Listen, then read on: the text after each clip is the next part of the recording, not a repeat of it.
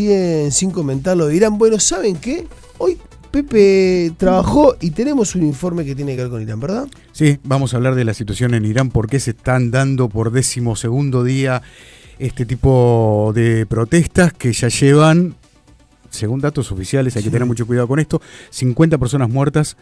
Y en las últimas horas se agregó además a esas 50 4 personas más, en este caso integrantes de las fuerzas policiales iraníes. Pero les vamos a contar cómo la economía además está jugando un papel muy importante en todo esto, y otro elemento que, aunque parezca mentira, ustedes se preguntarán qué tiene que ver la naturaleza con protestas políticas o de estas características, y vamos a atar una cosa con otra, pero se lo contamos después. Sí, ahora vamos a hablar de una actualización de noticia, algo muy importante que quizás ya nos tenga un poco como anestesiados este tema, porque hemos tenido idas y vueltas. Estoy hablando del acuerdo Mercosur-Unión Europea. La última novedad es que una mayoría de países de la Unión Europea justamente aprobó hoy el acuerdo de libre comercio con Mercosur, un acuerdo que se viene negociando hace más de 25 años, como decíamos, que ha tenido muchas idas y vueltas, ha sido muy criticado por el sector agropecuario europeo. Y bueno, hoy llega a una aprobación del Consejo de la Unión, Pepe. Sí, efectivamente. Porque ¿Da para una aleluya o todavía no? Todavía no. Para mí todavía... Es un paso importante. Todavía no, porque me queda tan lejos el volumen de... Sí. Pero es el único lugar. No llega. Más suave. No, ahí está perfecto. Muchas gracias.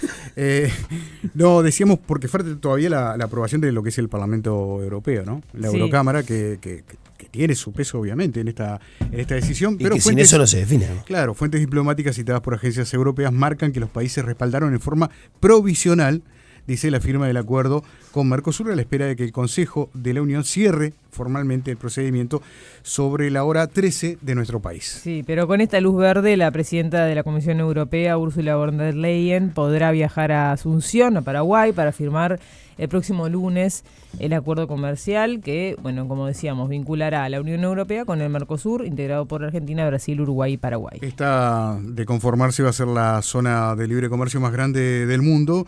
Va a tener varias cláusulas diseñadas para, sobre todo, calmar la oposición de los agricultores europeos, particularmente los franceses, ¿no? Sí.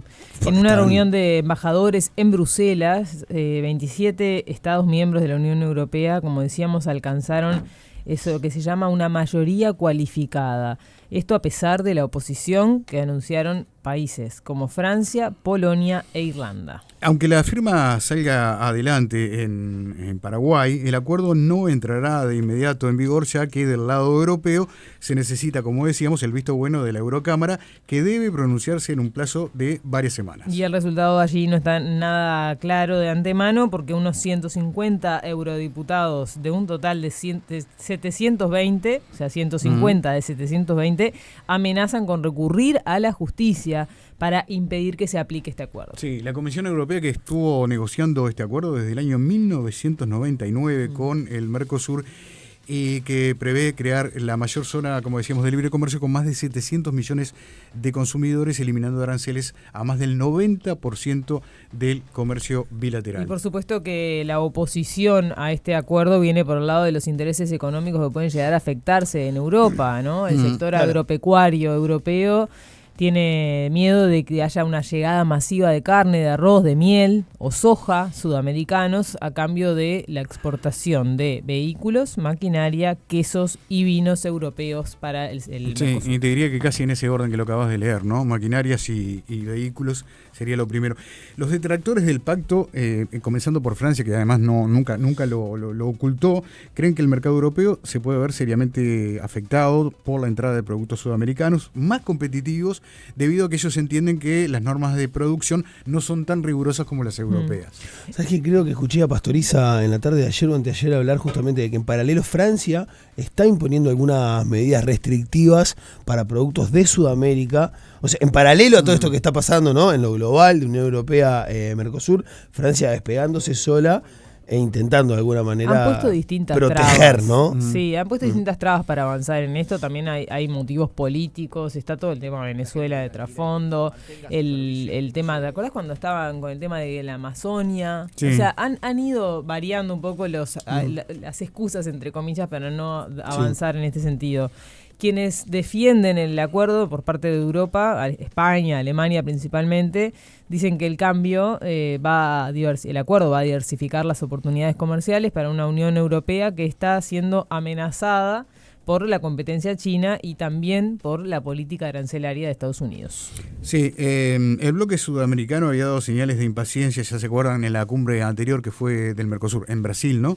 El presidente Luis Ignacio Lula da Silva había pedido coraje y voluntad política a la Unión Europea para no dejar pasar la oportunidad. Porque además Lula pensaba que el acuerdo se iba a firmar en esa cumbre donde él estaba presidiendo la presidencia, tenía la presidencia pro tempore del Mercosur, ¿no? Sí, Italia se dio vuelta, ¿no? En esto de la oposición, estaba con Francia y bueno, cambió de posición y esta semana se volcó a hablar de los beneficios que puede llegar a tener el acuerdo.